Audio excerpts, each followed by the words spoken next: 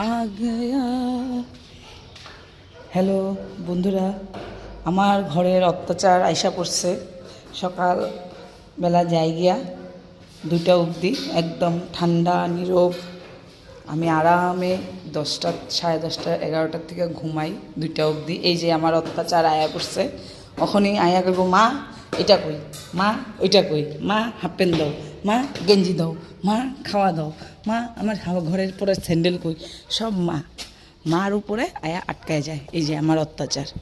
এখন 1 মিনিটও আমার শান্তি দিব না। ঢুকতেই কইব, মা আমার গেঞ্জি প্যান্ট দাও। অত্যাচার। ব্যাগ রাখবো এক জায়গায়। ওই যে শুরু শুরু আয়াই কয় জুতা কই, ওই যে দেখেন জুতা।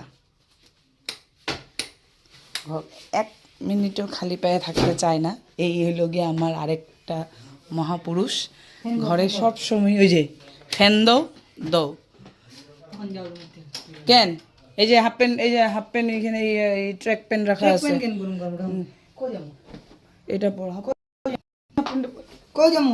ঘুরতে পরে নে, ড্রেস খোল।